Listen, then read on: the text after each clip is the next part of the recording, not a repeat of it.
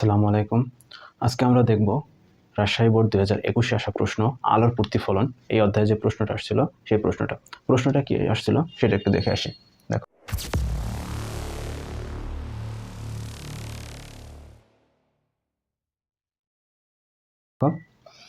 0.4 metre focus দূরত্ব বিশিষ্ট একটি অবতল দর্পণের সামনে মেরু হতে ফোকাস দূরত্বের অর্ধেক দূরত্বের একটি বস্তু রাখা হলো।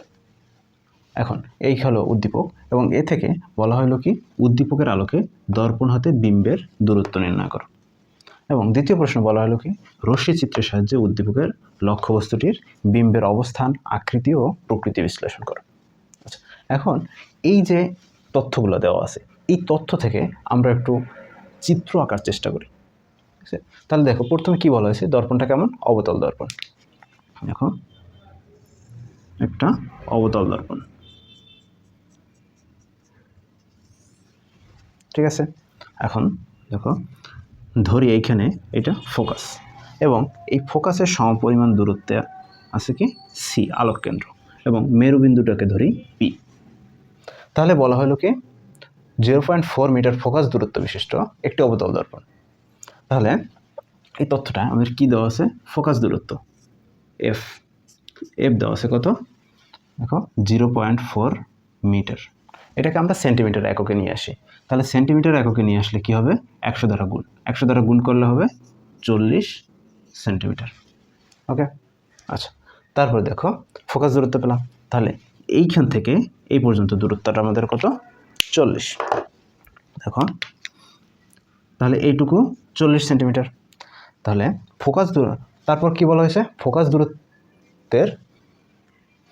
দূরত্বের অর্ধেক দূরত্বে একটি বস্তু রাখা হলো। তাহলে ফোকাস দূরত্ব কত, 40, তাহলে এর অর্ধেক দূরত্ব, তাহলে 20 মিটার দূরত্বে এখানে একটা বস্তু রাখা হলো। এখন এই বস্তুটা যে প্রতিবিম্ব গঠিত হবে সেই প্রতিবিম্বটা লক্ষ্যবস্তুটির যে প্রতিবিম্ব আছে এই প্রতিবিম্ব দৈর্ঘ্য নির্ণয় করতে বলা হয়েছে। আচ্ছা দেখো দর্পণ থেকে যে বস্তুটা আছে সেই বস্তুটার যে দূরত্ব সেই দূরত্বটা হলো ইউ। তাহলে ইউ কত দেওয়া আছে, 20 সেন্টিমিটার। আচ্ছা, এভাবে লিখতে পারো যে ফোকাস দূরত্ব f/2, ঠিক আছে। তাহলে দেখো এখানে যদি ইউ লিখি তাহলে f/2, তাহলে এফ এর অর্ধেক দূরত্বে, তাহলে এফ কত, 40/2 কত, 20 সেন্টিমিটার। তাহলে 20 সেন্টিমিটার দূরত্বে ছিল বস্তুটা, তাহলে ইউ পেলাম। এখন বিম্বের দূরত্বটাকে কি ধরা হয়, ভি ধরা হয়। তাহলে ভি কত, তাহলে বিম্বটা এখানে হতে পারে, এখানে হতে পারে, যে জায়গায় হোক না কেন সেই বিম্বটার দূরত্ব কত, দর্পণ থেকে সেই বিম্বের দূরত্ব কত। তাহলে আমরা জানি কি, তাহলে লিখতে পারি কি, আমরা জানি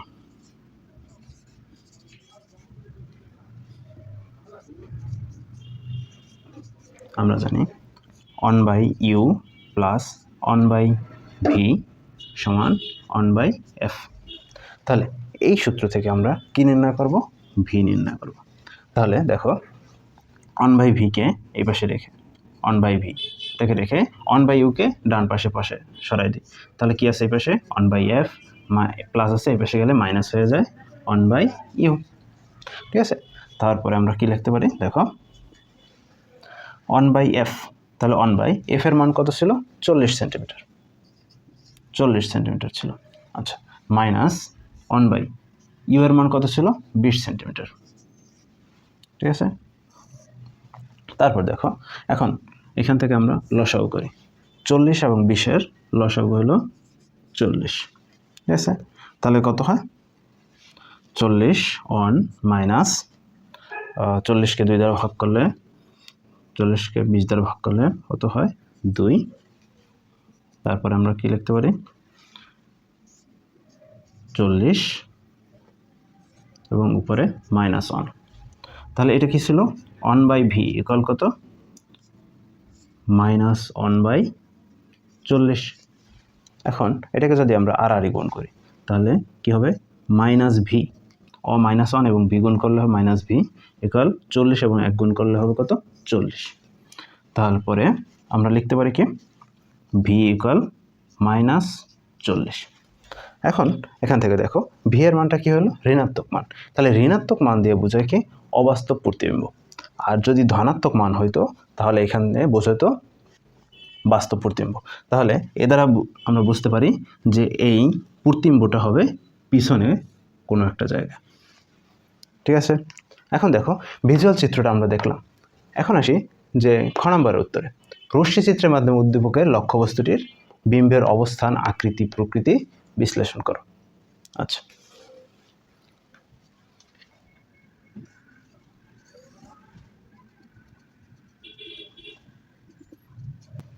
আচ্ছা এখানে বলা হয়েছে কি, দেখো বস্তুটা কোথায় আছে, ফোকাস এবং মেরুবিন্দু এর মধ্যবর্তী কোনো একটা স্থানে। তাহলে এর মধ্যবর্তী স্থানে আমি বস্তুটা দিলাম।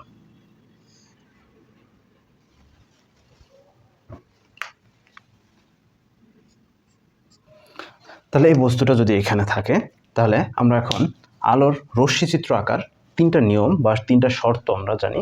সেই শর্ত থেকে তাহলে প্রথম শর্ত হলো কি, আলোক রশ্মি তার শীর্ষবিন্দু থেকে, এটা হলো প্রধান অক্ষ, প্রধান অক্ষের সমান্তরালে একটা আলোক রশ্মি যাবে এবং সে আলোক রশ্মি দর্পণে বাধা পেয়ে কোথা থেকে ফিরে আসবে, ফোকাস দিয়া ফিরে আসবে।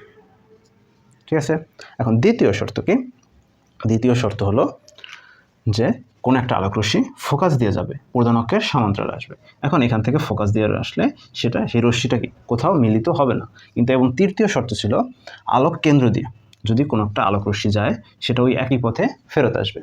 তাহলে দেখো এই বরাবর যদি কোনো একটা আলোক রশ্মি যায়, তাহলে এই বরাবর যদি কোনো একটা আলোক রশ্মি যায় তাহলে কি ওই একই পথে ফেরত আসবে। এখন দেখো এইখানে যতটুকু জায়গা তার চেয়ে কি এখানে জায়গা কম, তাহলে এখান থেকে যদি এই রশ্মিটাকে পিছনে বর্ধিত করি এবং এই রশ্মিটাকেও যদি আমরা পিছনে বর্ধিত করি, তাহলে দেখো এই একটা বিন্দুতে মিলিত হয়েছে। তাহলে এবং এই যে বিন্দুতে মিলিত হয়েছে এবং এখান থেকে আমরা একটা এই প্রধান অক্ষের উপর লম্ব অঙ্কন করি। ঠিক আছে, তাহলে দেখো এই বিন্দুটার প্রতিবিম্ব কোথায় পেলাম, এইখানে। তাহলে এখান থেকে আমরা বুঝতে পারি, এখন দেখো দর্পণের আমাদের কি চাইছে এখানে, অবস্থান। তাহলে দর্পণের অবস্থান, প্রতিবিম্বের অবস্থান, প্রতিবিম্বের অবস্থান, অবস্থান দেখো, তাহলে অবস্থান কোথায়, দর্পণের পিছনে।